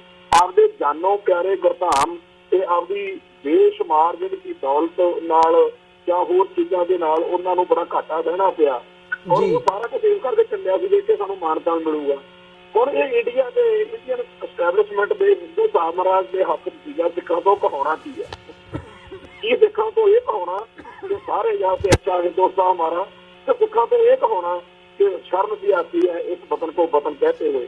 ਭਾਰਤ ਸਰਕਾਰ ਦਾ ਫੈਸਲਾ ਇਹ ਸੀਗਾ ਕਿ ਸਿੱਖਾਂ ਨੂੰ ਇੰਨਾ ਜਲੀਲ, ਇੰਨਾ ਤੰਗ ਪਰੇਸ਼ਾਨ ਕਰਨਾ, ਸਿੱਖਾਂ ਦਾ ਮਾਣ ਤਾਣ ਇੰਨਾ ਬੁਰੀ ਤਰ੍ਹਾਂ ਰੋਲਣਾ ਕਿ ਸਿੱਖ ਜਿਹੜੇ ਆ ਉਹ ਹਿੰਦੁਸਤਾਨ ਜਿੰਦਾਬਾਦ ਕਹਿਣ ਜੋਗੇ ਰਹਿਣ ਨਾ। ਤੇ ਜਦੋਂ ਸਿੱਖਾਂ ਦੇ ਮੂੰਹ ਵਿੱਚ ਖਾਲਿਸਤਾਨ ਜਿੰਦਾਬਾਦ ਅੱਖਰ ਪਾ ਦਿੱਤਾ ਗਿਆ ਤਾਂ ਅੱਜ ਜਿਹੜਾ ਹੈਗਾ ਜਿਵੇਂ ਅਸੀਂ ਕਹਿੰਦੇ ਆ ਵੀ ਕਾਲ ਦਾ ਡੌਗ ਬੈਡ ਐਂਡ, ਉਹ ਫਿਰ ਉਸ ਤਰੀਕੇ ਨਾਲ ਹੁਣ ਇਹਨਾਂ ਨੂੰ ਵੀ ਸਾਰੀ ਦੁਨੀਆ ਵਿੱਚ ਵੀ ਐਂਟੀ ਇੰਡੀਆ ਨੇਗੇ ਜੀ, ਇਹ ਤਾਂ ਜੀ ਭਾਰਤ ਵਿਰੋਧੀ ਨੇਗੇ ਜੀ, ਇਹ ਤਾਂ ਸਾਡੇ ਮੁਲਕ ਦੇ ਦੁਸ਼ਮਣ ਨੇਗੇ ਜੀ। ਤਾਂ ਸਿੱਖ ਇੰਡੀਆ ਦਾ ਦੁਸ਼ਮਣ ਨਹੀਂ, ਸਿੱਖ ਪੰਥ ਪ੍ਰਸਤ ਆ। ਸਿੱਖ ਆਪਣੇ ਧਰਮ ਨੂੰ, ਆਪਦੀ ਬੋਲੀ ਨੂੰ, ਆਪਦੇ ਸੱਭਿਆਚਾਰ ਨੂੰ ਬਚਾਉਣ ਦੇ ਲਈ ਦੁਨੀਆ ਭਰ ਦੇ ਵਿੱਚ ਜਿੱਥੇ ਵੀ ਰਹਿ ਕੇ ਸਰਗਰਮੀ ਕਰਦਾ, ਉਹਨੂੰ ਇੱਕ ਮੁਲਜ਼ਮ ਬਣਾ ਕੇ ਕੈਪਟਨ ਅਮਰਿੰਦਰ ਸਿੰਘ ਦੇ ਰਾਹੀਂ ਜਾਂ ਕਿਸੇ ਹੋਰ ਢੰਗ ਤਰੀਕੇ ਰਾਹੀਂ ਉਹਨੂੰ ਬਦਨਾਮ ਕਰਕੇ ਉਹਨੂੰ ਘੇਰਨਾ ਤੇ ਘੂਰਨਾ ਜਿਹੜਾ ਹੈ, ਉਸ ਏਜੰਡੇ ਤਹਿਤ ਬੜਾ ਕੁਝ ਕੀਤਾ ਜਾ ਰਿਹਾ। ਇੱਥੇ ਪੰਜਾਬ ਦੀ ਇਕੱਲੇ ਕੈਨੇਡਾ ਦੀ ਜਾਂ ਅਮਰੀਕਾ ਦੀ ਜਾਂ ਕਿਸੇ ਹੋਰ ਮੁਲਕ 'ਚ ਵਸਦੇ ਸਿੱਖ ਦੀ ਗੱਲ ਨਹੀਂ, ਪੰਜਾਬ ਦੀ ਧਰਤੀ ਉੱਤੇ ਵੀ ਜੇ ਸਾਡੇ ਵਰਗੇ ਜਾਂ ਕੋਈ ਹੋਰ ਵਿਅਕਤੀ ਪੰਥ ਪ੍ਰਤੀ ਦਿਖਾਉਂਦਾ, ਉਹ ਕਹਿੰਦਾ ਹੈਗਾ ਕਿ ਸਿੱਖੀ ਨੂੰ ਖਤਰਾ, ਮੈਂ ਸਿੱਖੀ ਬਚਾਉਣ ਦੇ ਲਈ ਸਰਗਰਮੀ ਕਰਨੀ। ਉਹ ਕਹਿੰਦਾ ਪੰਜਾਬ ਨੂੰ ਖਤਰਾ, ਮੈਂ ਪੰਜਾਬ ਦੇ ਹੱਕਾਂ ਜਾਂ ਹਿੱਤਾਂ ਦੀ ਰਾਖੀ ਲਈ ਲੜਨਾ, ਤਾਂ ਤੁਰੰਤ ਉਹਨੂੰ anti national, anti India, Bharat ਦਾ ਦੁਸ਼ਮਣ, ਫਿਰ ਉਹਨੂੰ ਅੱਗੇ ਹਿੰਦੂ ਸਿੱਖ ਏਕਤਾ ਦਾ ਵੈਰੀ, ਉਹਨੂੰ ਫਿਰਕਾ ਪ੍ਰਸਤ, ਫਿਰ ਦਹਿਸ਼ਤਗਰਦ, ਉਹਨੂੰ ਬੁਰੇ ਤੋਂ ਬੁਰੇ ਲਫ਼ਜ਼ ਜਿਹੜੇ ਹੈਗੇ ਆ ਦਿੱਤੇ ਜਾਂਦੇ ਆ। ਜਿਹੜੀ ਕੈਪਟਨ ਅਮਰਿੰਦਰ ਸਿੰਘ ਨੇ ਇਹ ਗੱਲ ਕੀਤੀ ਆ, ਇਹ ਉਸ ਵੱਡੇ ਪ੍ਰੋਜੈਕਟ ਦਾ ਜਿਹੜਾ ਸਿੱਖਾਂ ਨੂੰ ਬਦਨਾਮ ਕਰਕੇ ਘੇਰ ਕੇ ਤੇ ਮਾਰਨ ਦੀ, ਦੁਨੀਆ ਭਰ ਦੇ ਵਿੱਚ ਇਹਨਾਂ ਨੂੰ ਢੱਕ ਕੇ ਖੂੰਜੇ ਲਾਉਣ ਦਾ ਜਿਹੜਾ ਪ੍ਰੋਜੈਕਟ ਆ, ਉਹਦਾ ਹੀ ਉਹ ਹਿੱਸਾ ਵਾ। ਪਰ ਆਪਾਂ ਜਿਹੜਾ ਸਾਡਾ ਇਤਿਹਾਸ ਆ ਉਹ ਗਵਾਹ ਕਿ ਇਹੋ ਜਿਹੇ ਇਹੋ ਜਿਹੇ ਏਜੰਡੇ, ਇਹੋ ਜਿਹਾ ਬੜਾ ਕੁਛ ਪਿਛਲੀਆਂ ਸਦੀਆਂ ਕਦੀ ਝੱਲਿਆ, ਕਦੇ ਸਾਨੂੰ ਕੁਛ ਅੱਖਰ ਤੇ ਦਿੱਤਾ ਗਿਆ, ਕਦੇ ਕੁਛ ਅੱਖਰ ਨਾਲ ਬਦਨਾਮ ਕੀਤਾ ਗਿਆ। ਸਿੱਖ ਲੜਨਾ ਜਾਣਦੇ ਆ, ਸਿੱਖ ਆਪਦੀ ਹੋਂਦ ਹਾਸੀ ਲਈ ਲੜਨਾ ਜਾਣਦੇ ਆ। ਤੇ ਕੈਪਟਨ ਅਮਰਿੰਦਰ ਸਿੰਘ ਦੀ ਇਹ ਬੇਹਯਾਈ ਆ ਕਿ ਉਹ ਕਿਸੇ ਵੇਲੇ 1983 ਮੌਕੇ ਜਿਸ ਹਿੰਦੂ ਸਾਮਰਾਜ ਦੇ ਜ਼ੁਲਮਾਂ ਦੇ ਖਿਲਾਫ 84 ਤੋਂ ਬਾਅਦ ਉਹ ਛੱਡ ਕੇ ਸਾਰਾ ਕੁਝ ਇੱਧਰ ਪੰਥ ਵੱਲ ਆਇਆ ਸੀ, ਅੱਜ ਉਹਦੇ ਸਿਸਟਮ ਦਾ ਬੁਰੀ ਤਰ੍ਹਾਂ ਹਿੱਸਾ ਬਣ ਗਿਆ। ਤੇ ਪ੍ਰਕਾਸ਼ ਸਿੰਘ ਬਾਦਲ ਜਿਹੜਾ ਸੀ, ਜਿਹੜਾ ਕਿਸੇ ਟਾਈਮ ਅਕਾਲੀ ਲੀਡਰਾਂ ਦੇ ਵਿੱਚ ਉਹ ਲੀਡਰ ਸੀ ਜਿਹਨੇ 1984 ਦੇ ਅਟੈਕ ਤੋਂ ਫੌਰਨ ਬਾਅਦ ਕਿਹਾ ਸੀਗਾ ਕਿ ਸਿੱਖਾਂ ਨੂੰ ਬਗਾਵਤ ਕਰਨੀ ਚਾਹੀਦੀ ਆ ਤੇ ਫੌਜੀ ਜਿਹੜੇ ਸਿੱਖ ਛੱਡ ਦੇਣ ਪੈਰਕਾਂ, ਉਹ ਸਾਰੇ ਦੇ ਸਾਰੇ ਇਸ ਟਾਈਮ ਸਿੱਖਾਂ ਦੇ ਲਈ ਪੰਜਾਬ ਵਿੱਚ ਕੋਈ ਲੀਡਰ ਬਚਿਆ ਨਹੀਂ। ਬਾਹਰ ਜਿਹੜੇ ਸਾਡੇ ਭੈਣ ਭਰਾ ਹੱਥ ਪੈਰ ਮਾਰਦੇ ਆ ਪੰਥ ਲਈ, ਪੰਜਾਬ ਲਈ, ਉਹਨਾਂ ਨੂੰ ਇਹ ਬਦਨਾਮ ਕਰਨ ਦੇ ਦੋਨੇ ਜਾਣੇ, ਕਿਉਂਕਿ ਅਸੀਂ ਜਾਣਦੇ ਹਾਂ ਕਿ ਜਿਹੜਾ ਚਿੱਠੀ ਚੀਰਾ ਅੱਜ ਕੈਪਟਨ ਅਮਰਿੰਦਰ ਸਿੰਘ ਕਰ ਰਿਹਾ, ਕੈਨੇਡਾ ਦੇ ਮੁਤਲਕ ਬਿਆਨਬਾਜ਼ੀ ਕਰ ਰਿਹਾ, ਇਹੋ ਜਿਹਾ ਸਾਰਾ ਕੁਝ ਕਿਸੇ ਵੇਲੇ ਪ੍ਰਕਾਸ਼ ਸਿੰਘ ਬਾਦਲ ਵੀ ਕਰਦਾ ਰਿਹਾ। ਤਾਂ ਪੰਜਾਬ ਦੇ ਵਿੱਚ ਜਿਹੜੇ ਇੱਕ ਆਗੂ ਬਣਾ ਕੇ ਥੋਪ ਕੇ ਇੰਡੀਅਨ ਸਟੇਟ ਸਿੱਖਾਂ ਦੇ ਸਿਰ ਤੇ ਮਰ ਰਿਹਾ, ਇਹਨਾਂ ਨੂੰ ਸਿੱਖੀ ਅਤੇ ਸਿੱਖਾਂ ਦੇ ਖਿਲਾਫ ਸਾਰੇ ਸੰਸਾਰ ਦੇ ਵਿੱਚ ਭਗਤਾਇਆ ਜਾ ਰਿਹਾ। ਤੇ ਹੁਣ ਜਦੋਂ ਕਿ ਨਵੇਂ ਚੀਫ ਜਿਹੜੇ ਏਜੰਸੀਆਂ ਦੇ IGP ਦੇ ਰਾਜੇ ਬਣੇ ਨੇ, ਉਹਨਾਂ ਨਾਲ ਇਹਨਾਂ ਦੇ ਬੜੇ ਕੂਲ ਰਿਲੇਸ਼ਨ ਨੇ ਤੇ ਸਿੱਖਾਂ ਲਈ ਆਉਣ ਵਾਲੇ ਦਿਨ ਜਿਹੜੇ ਆ ਹੋਰ ਵੀ ਜ਼ਿਆਦਾ ਖਤਰਨਾਕ ਦਿਖ ਰਹੇ ਜੀ। ਘੁਮਾਣ ਸਾਹਿਬ, ਇਹ ਸਾਰੀ ਡਿਬੇਟ ਦੇ ਵਿੱਚ ਜਿਹੜੀ ਇਹ ਬਿਆਨਬਾਜ਼ੀ ਹੈ ਜਾਂ ਇਹ ਜਿਹੜਾ ਸਾਰਾ ਘਟਨਾਕ੍ਰਮ ਸਾਡੇ ਸਾਹਮਣੇ ਆ ਰਿਹਾ ਹੈ, ਅਨਫੋਲਡ ਹੋ ਰਿਹਾ ਹੈ, ਇਹਦੇ ਵਿੱਚ ਜਿਹੜੇ ਰੀਅਲ ਇਸ਼ੂਜ਼ ਨੇ, ਉਹ ਭਾਵੇਂ ਬੰਦੀ ਸਿੰਘਾਂ ਦੀ ਰਿਹਾਈ ਦਾ ਹੋਵੇ, ਭਾਵੇਂ ਉਹ ਮੌੜ ਬੰਬ ਬਲਾਸਟ ਤੋਂ ਲੈ ਕੇ ਗੁਰੂ ਗ੍ਰੰਥ ਸਾਹਿਬ ਦੀ ਬੇਅਦਬੀ ਤੱਕ ਦੇ ਜਿਹੜੇ ਸਾਰੇ ਇਸ਼ੂਜ਼ ਹੈਗੇ ਆ, ਉਹਨਾਂ ਦੀ ਗੱਲ ਕਰਦੇ ਹਾਂ, ਜਿਹਦੇ ਤੇ ਕੈਪਟਨ ਅਮਰਿੰਦਰ ਸਿੰਘ ਨੇ ਗੁਟਕਾ ਸਾਹਿਬ ਦੇ ਉੱਤੇ ਹੱਥ ਰੱਖ ਕੇ ਸਹੁੰ ਖਾਧੀ ਸੀ ਕਿ ਅਸੀਂ ਸਰਕਾਰ ਬਣਨ ਤੇ ਇਹਨਾਂ ਨੂੰ ਰਿਜ਼ੋਲਵ ਕਰਾਂਗੇ ਤੇ ਜਿਹੜੇ ਦੋਸ਼ੀ ਹੈਗੇ ਆ ਉਹ ਕਟਹਿਰੇ ਦੇ ਪਿੱਛੇ ਖੜੇ ਹੋਣਗੇ। ਸੋ ਇਹ ਜਿਹੜੇ ਰੀਅਲ ਇਸ਼ੂਜ਼ ਨੇ, ਉਹਨਾਂ ਨੂੰ ਤੁਸੀਂ ਕਿੱਥੇ ਖੜਾ ਦੇਖਦੇ ਹੋ ਇਸ ਵਕਤ? ਜਿਹੜੇ ਰੀਅਲ ਇਸ਼ੂ ਲੱਗੇ ਉਹਦੇ ਵਿੱਚ ਵੀ ਅੱਗੇ ਹੁਣ ਡਿਵੀਜ਼ਨ ਹੋ ਗਿਆ। ਸਾਡੀ ਜਿਹੜਾ ਸਾਰਾ ਇਹ ਜੱਦੋ ਜਹਿਦ ਆ, ਇਹਦੇ ਇੰਨੇ ਕੁ ਹੁਣ ਪੱਖ ਬਣ ਗਏ ਆ ਕਿ ਉਹ ਸਮਝ ਨਹੀਂ ਲੱਗਦੀ ਜੀ ਕਿ ਮਤਲਬ ਆਮ ਬੰਦੇ ਨੂੰ ਵੀ ਇਹ ਕਿੱਥੋਂ ਸ਼ੁਰੂ ਕਰਿਓ ਗੱਲ ਨੂੰ, ਕਿਹੜੀ ਤੰਦ ਨੂੰ ਫੜੇ। ਅਸਲ ਵਿੱਚ ਤਾਂ 1947 ਤੋਂ ਜਿਹੜਾ ਸਿੱਖਾਂ ਦੀ ਹੋਂਦ ਹਾਸੀ ਨੂੰ ਮਤਲਬ ਕੌਂਸਟੀਟਿਊਸ਼ਨਲ ਤੌਰ ਦੇ ਉੱਤੇ ਹੀ ਨਾ ਕੀਤੀ ਹੋਈ ਆ, ਜੇ ਸਿੱਖ ਹਿੰਦੂ ਮੰਨਿਆ ਹੋਇਆ ਤੇ ਸਿੱਖ ਲਾ ਜਿਹੜੇ ਨੇ ਉਹ ਮੰਨਣ ਦੀ ਥਾਂ ਦੇ ਉੱਤੇ, ਸਿੱਖ ਪਰਸਨਲ ਲਾ ਹੋਣ ਦੀ ਥਾਂ ਦੇ ਉੱਤੇ ਹਿੰਦੂ ਪਰਸਨਲ ਲਾ ਜਿਹੜਾ ਹੈਗਾ ਉਹ ਥੋਪੇ ਹੋਏ ਨੇ, ਹਿੰਦੂ ਅਡਾਪਟੇਸ਼ਨ ਐਕਟ ਜਾਂ ਹੋਰ ਸਾਰਾ। ਹੁਣ ਉਹਦੇ ਵਿੱਚੋਂ ਅੱਗੇ ਜਦੋਂ ਉਹਦਾ ਵਿਰੋਧ ਕਰਨ ਦੇ ਅਸੀਂ ਤਾਂ ਉੱਥੇ ਲੜ ਰਹੇ ਸੀ, ਪਰ ਉੱਥੇ ਆ ਗਿਆ ਵੀ ਨਹੀਂ ਜੀ ਤੁਹਾਡਾ ਬੋਲੀ ਦੇ ਆਧਾਰ ਤੇ ਸੂਬਾ ਨਹੀਂ ਦੇਣਾ। ਅਜੇ ਬੋਲੀ ਦੇ ਆਧਾਰ ਤੇ ਸੂਬਾ ਮੁਕੰਮਲ ਆਪਾਂ ਕਰਵਾ ਨਹੀਂ ਸਕੇ ਸੀ, ਜਦ ਨੂੰ ਆਪਾਂ ਜਿਹੜੀਆਂ ਹੋਰ ਫੈਡਰਲ ਢਾਂਚੇ ਦੀ ਗੱਲ ਜਾਂ ਹੋਰ ਉਹਦੇ ਤੇ ਹੀ ਸਾਨੂੰ ਧੱਕ ਦਿੱਤਾ ਗਿਆ ਕੌਮ ਨੂੰ। ਉਹ ਅਨੰਦਪੁਰ ਦਾ ਮਤਾ ਤੇ ਧਰਮ ਯੁੱਧ ਮੋਰਚੇ ਦੀਆਂ ਗੱਲਾਂ ਜਿਹੜੀਆਂ ਸੀਗੀਆਂ, ਅਜੇ ਉਹ ਕਿਸੇ ਕੰਢੇ ਬੰਨੇ ਲੱਗੀਆਂ ਨਹੀਂ ਸੀ ਕਿ 1984 ਵਰਤਾ ਕੇ ਸਾਡੇ ਸਿਰ ਇੱਕ ਨਵੀਂ ਜਨਤਾ ਹੋਰ ਪਾ ਦਿੱਤੀ ਗਈ ਕਿ 1984 ਦੇ ਤੁਸੀਂ ਦੋਸ਼ੀਆਂ ਨੂੰ ਹੁਣ ਸਜ਼ਾਵਾਂ ਦਿਵਾਉਣ ਦਾ ਜਿਹੜਾ ਕੰਮ ਆ ਉਹ ਫੜ ਲਓ। ਅਜੇ ਉਹ ਤੋਂ ਕਿਸੇ ਕੰਢੇ ਬੰਨੇ ਲੱਗੇ ਨਹੀਂ ਸੀਗੇ ਕਿ ਸਾਡੀ ਕੌਮ ਦਾ ਇੱਕ ਲਗਾਤਾਰ ਕਤਲੇਆਮ ਜਿਹੜਾ ਸੀਗਾ 1984 ਤੋਂ 94 ਦਾ ਖਾਸ ਤੌਰ ਤੇ ਹੁਣ ਤੱਕ ਲਗਾਤਾਰ ਉਹ ਜਿਹੜਾ ਚੱਲ ਰਿਹਾ ਉਹ ਆ ਗਿਆ। ਫਿਰ ਨਸ਼ੇ ਸੁੱਟ ਦਿੱਤੇ ਗਏ, ਫਿਰ ਹਜ਼ਾਰਾਂ ਸਿੱਖ ਨੌਜਵਾਨ ਬੇਦੋਸ਼ੇ ਜਿਹੜੇ ਆ ਉਹਨਾਂ ਦੇ ਉੱਤੇ ਝੂਠੇ ਮੁਕੱਦਮੇ ਦਰਜ ਕਰਕੇ ਜਿਹੜਾ ਸੁੱਟਦੇ, ਫਿਰ ਆ ਗਿਆ ਕਿ ਸਜ਼ਾਵਾਂ ਜਿਨ੍ਹਾਂ ਨੂੰ ਤੋੜੀਆਂ ਹੋ ਵੀ ਚੁੱਕੀਆਂ ਨੇ, ਪਹਿਲਾਂ ਤਾਂ ਝੂਠੇ ਮੁਕੱਦਮੇ 'ਚ ਫਸਾਏ ਵਿਚਾਰੇ, ਫਿਰ ਉਹਨਾਂ ਦੀਆਂ ਸਜ਼ਾਵਾਂ ਮੁਕੰਮਲ ਹੋਣ ਤੋਂ ਬਾਅਦ ਵੀ ਉਹਨਾਂ ਨੂੰ ਛੱਡਿਆ ਨਾ ਜਾਵੇ। ਫਿਰ ਉਸ ਤੋਂ ਅੱਗੇ ਜਿਹੜਾ ਸੀਗਾ ਬੇਅਦਬੀਆਂ ਦਾ ਇਸ਼ੂ ਆ ਗਿਆ ਕਿ ਗੁਰੂ ਗ੍ਰੰਥ ਸਾਹਿਬ ਜੀ ਦੀ ਥਾਂ ਤੇ ਬੇਅਦਬੀ। ਫਿਰ ਪੰਥ ਅਤੇ ਪੰਜਾਬ ਦੇ ਖਿਲਾਫ ਇੰਨੇ ਕੁ ਡੇਰੇ ਜਿਹੜੇ ਨੇ ਪੰਜਾਬ ਦੀ ਧਰਤੀ ਉੱਤੇ, ਸਾਧ ਬਾਬੇ ਤੇ ਨਕਲੀ RSS ਦੀਆਂ ਅਨੇਕਾਂ ਜਥੇਬੰਦੀਆਂ, ਇਹ ਜਿਹੜਾ ਸਾਰਾ ਕੁਝ ਰਲਾ ਮਿਲਾ ਕੇ ਭਾਰਤੀ ਹਕੂਮਤੀ ਤੰਤਰ ਜਿਹੜਾ ਕਰ ਰਿਹਾ, ਉਹਦੇ ਨਾਲ ਕੀ ਹੈ ਕਿ ਦੋ ਚੀਜ਼ਾਂ ਪੈਦਾ ਹੋ ਰਹੀਆਂ। ਇੱਕ ਤਾਂ ਇਹ ਹੋ ਰਿਹਾ ਕਿ ਦਿਨੋਂ ਦਿਨ ਸਿੱਖਾਂ ਦੇ ਵਿੱਚ ਅਵੇਅਰਨੈਸ ਤੇ ਚੇਤਨਾ ਵੱਧ ਰਹੀ ਹੈ ਜੀ। ਜੇਕਰ ਸਿੱਖਾਂ ਦੇ ਮਨਾਂ ਦੇ ਵਿੱਚ ਇਸ ਗੱਲ ਪ੍ਰਤੀ ਨੈਗੇਟਿਵਿਟੀ, ਜਿਹੜਾ ਕੁਝ ਇੰਡੀਆ ਚਾਹੁੰਦਾ ਸੀਗਾ, ਜੇ ਉਹ ਹੁੰਦਾ ਫਿਰ ਬਹੁਤ ਜ਼ਿਆਦਾ ਮਾੜਾ ਹੋਣਾ ਸੀ।